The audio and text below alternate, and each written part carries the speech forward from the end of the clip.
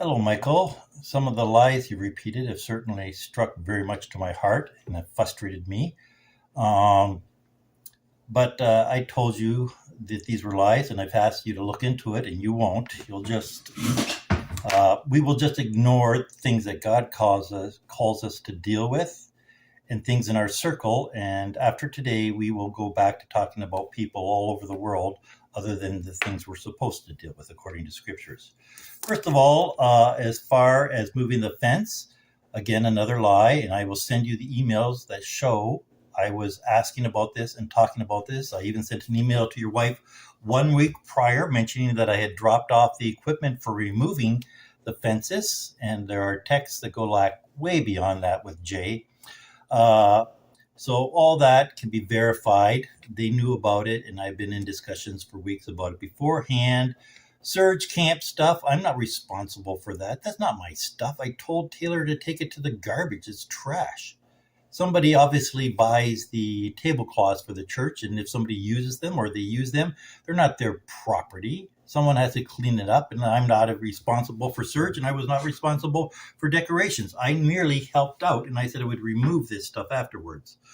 As far as refusing to meet with the elders, they have no authority to make me meet. This is not a cult. There's no scriptures for that. You know that as well as I do. But what's more is they're lying, because I was the person with the last communication asking for a meeting. I'm going to send you that. You can listen for yourself. And after that, then they said to me the next day that I was being kicked out because I was a psychological threat. They couldn't do it underneath scriptures or put it in writing under scriptures. So they went to the bylaws and said I was a psychological threat. And finally, I didn't ask somebody to do this, but they were a pastor at the church at one time. Pardon me, they weren't a pastor at the church. They were at the church and they were a pastor. And they sent me this unsolicited. And it says, there have been cases in which pastors of a church have weaponized discipline to silence opposition or assert their authority over a congregate. And it goes on to say, church is full of examples of weaponizing authority.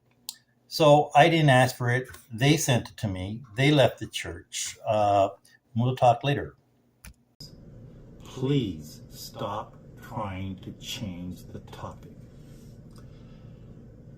If I could, I would like to suggest that possibly in 3 or 4 months, when we've had time to reflect on this and people are not so emotionally charged, we can consider a meeting then, which would include Ed, our chief under shepherd, and perhaps at this time I would be allowed a couple of bystanders for a more balanced and fair conversation.